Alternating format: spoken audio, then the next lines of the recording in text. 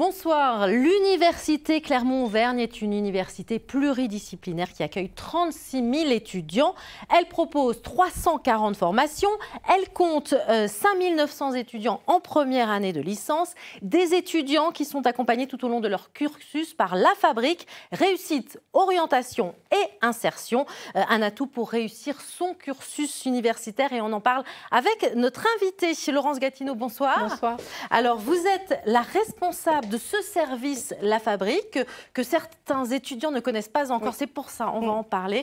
Pourquoi ce service est-il essentiel pour les étudiants ? Il est essentiel parce qu'il faut qu'ils soient accompagnés dans leur démarche d'orientation. C'est vrai que c'est une démarche qui commence un petit peu déjà au lycée. Ils sont accompagnés par leurs professeurs principaux.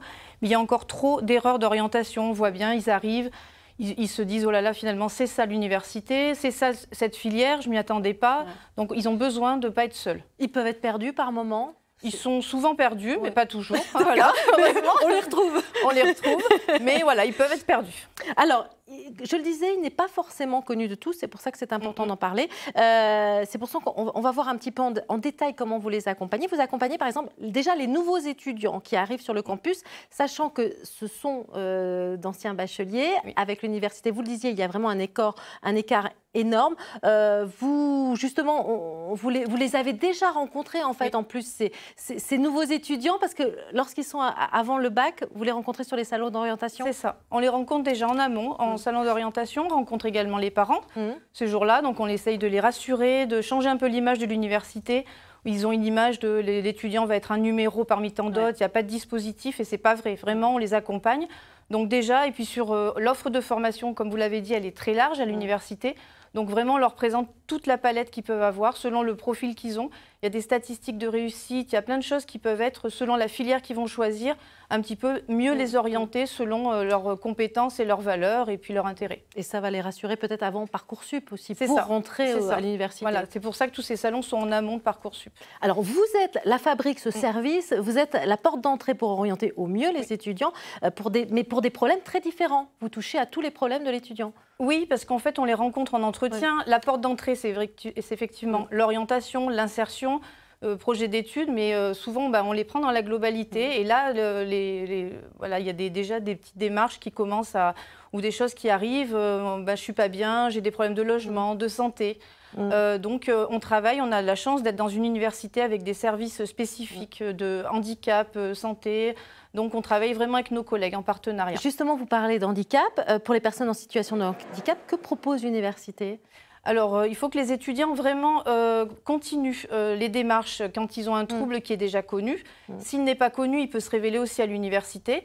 Il faut vraiment continuer à en parler pour avoir un tuteur, par exemple, qui va un tuteur, ça va être un autre étudiant, ça va être un autre étudiant pour aider à la prise de notes. S'il est en fauteuil, lui ouvrir les portes. Et alors là, on les voit carrément à l'extérieur de l'université. Ça, ce sont des étudiants justement en situation de handicap. Alors, c'était pour nos étudiants et nos agents. Donc, on a même, j'ai mon agent d'accueil qui a participé, qui est en situation de handicap, qui était là. On a les étudiants.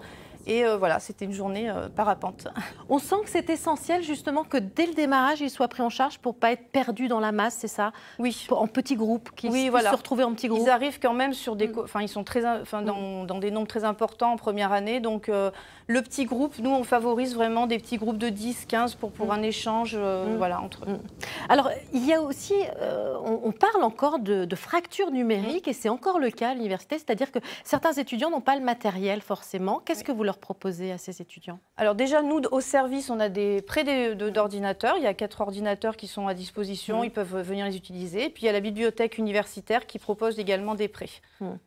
Donc ça, il faut venir justement vous voir, ne pas hésiter. Alors, dans votre service La Fabrique, orientation, réussite, insertion, vous proposez ce que vous appelez des jeux sérieux pour s'adapter à l'université. De quoi s'agit-il ? Alors vraiment, ça c'est pour on appelle ça les primo-arrivants dans notre jargon. Ils viennent d'arriver à l'université et ils rencontrent déjà la bibliothèque. Donc ça permet de connaître le lieu Et tous les services sont là sous forme de petites escales, sous forme de jeu, d'un voyage. Donc, ils vont d'escale en escale pour découvrir tous les services qui seront utiles à leur réussite. Que ce soit justement le service de santé universitaire, handicap, culture, tout un panel et notre service aussi. Et ça se fait en petits groupes, c'est là où c'est important parce qu'ils vont pouvoir se rencontrer justement en petits groupes, c'est plus facile de créer du lien. On les met par 10 déjà, on leur dit vous allez apprendre les prénoms, il y a des petits jeux pour les aider un petit peu à faire connaissance et en sortant on se rend compte que ça c'est réussi. Les enseignants nous disent vraiment déjà en TD la proximité se fait plus facilement. Donc déjà, ce défi c'est un gage de... Voilà, on commence bien à l'université. Vous proposez aux étudiants ce que vous appelez Réopass. De quoi s'agit-il? Alors, c'est un dispositif spécifique à notre université. Les SUIO existent dans toutes les universités. Ce dispositif, c'est vraiment pour les étudiants de première année qui arrivent, qui sont déjà repérés au premier semestre, qui ont un petit peu envie de se réorienter. Et au deuxième semestre, ils sont pris en charge sur plusieurs heures dans leur maquette de formation. Donc c'est inclus dans leur formation, dans leur emploi du temps. Et c'est vraiment toute mon équipe qui travaille sur les compétences à s'orienter des étudiants. Parce que c'est vraiment des compétences à développer. Comment je cherche de l'information. Et ça va être des heures prises en compte vraiment tout à fait. Spécifiques. Tout à fait.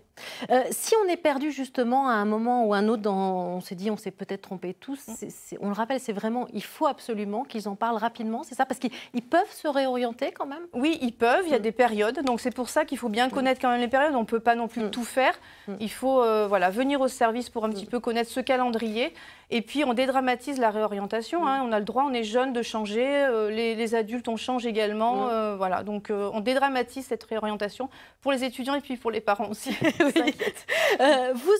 L'université organise pas mal de journées thématiques, comme le 10 octobre prochain. Un temps pour soi. Ça va consister en quoi, ce temps pour soi? Alors, voilà, c'est l'initiative d'un de notre service. C'est vraiment, on prend une pause pour soi. Donc, il y aura des massages, il y aura tout un tas d'activités plus ou moins ludiques. Et donc, notre service, on sera présent également parce que c'est important qu'on travaille tous en synergie ensemble avec nos collègues. Et nous, on proposera de connaître le service, de se dire on fait une pause aussi, on travaille notre projet. Vous offrez aussi un service de coaching. Alors là, vous les coachez pour quoi, ces étudiants? Alors, on les coach pour plein de choses, mais on les coach, par exemple, sur mieux préparer son entretien d'embauche, mieux faire ses outils de recherche d'emploi. Donc ça, c'est à la fin Alors, à la fin ou surtout en deuxième et troisième année où ils commencent à chercher des stages. D'accord. Donc là, c'est important qu'ils aient quand même des bons outils, un bon CV où ils valorisent leurs compétences. Trop souvent, ils ont des choses qu'ils ont faites et qu'ils ne mettent pas en valeur.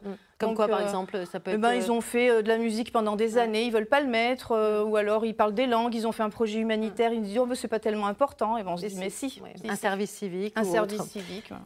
Comment faire aussi un CV? D'ailleurs, vous organisez, on va voir l'affiche, mets des paillettes dans ton CV, c'est ça? Donc ça a l'air d'être ludique. Donc là, pareil, ça va être comment on fait un CV. Comment on fait un CV? Et puis l'intérêt, c'est qu'on a alors quand il dit conseil de pro, nous on fait partie des pros également, mais on fait venir vraiment des gens du monde professionnel. De ressources humaines qui ont une vraie vision de ce qu'ils attendent des étudiants. Et avec là, vous organisez des séances shooting photos, justement, pour qu'ils aient des photos avec des professionnels? Voilà, on transforme notre salle en studio. Donc, on a vraiment un professionnel qui vient et donc les étudiants repartent. C'est un service qui est gratuit. Repartent avec leur clé USB, plusieurs posts d'eux-mêmes pour leurs photos qu'ils mettent après sur LinkedIn ou sur leur CV. Vous emmenez aussi certains étudiants à l'extérieur, comme Hall 32. C'est une ouverture vers d'autres métiers? Oui, voilà, c'est important. Hall 32, c'est vraiment le milieu industriel. À Clermont, c'est un tissu industriel important. Ils recrutent. Donc, on a besoin de les ouvrir aussi pour tous ceux qui veulent se réorienter, c'est important. Merci beaucoup, c'est déjà quasiment la fin de cet entretien. Il y a un réseau pro aussi, UCA, qui est l'équivalent justement de LinkedIn. Ça aussi, c'est pour les étudiants. Donc, l'idéal, c'est qu'ils viennent vous voir, surtout ces étudiants qui n'hésitent pas. Merci beaucoup, Laurence Gatineau. Donc, et puis si vous avez envie justement de retrouver ces services et les manifestations de la Fabrique, vous les retrouverez sur Instagram et sur le site de l'université Clermont-Auvergne. Et puis, vous pouvez également poursuivre les échanges et partager vos témoignages sur nos réseaux sociaux. Voilà, restez avec nous, l'information continue dans Ici 19.1 avec ce qu'il faut retenir de l'actualité.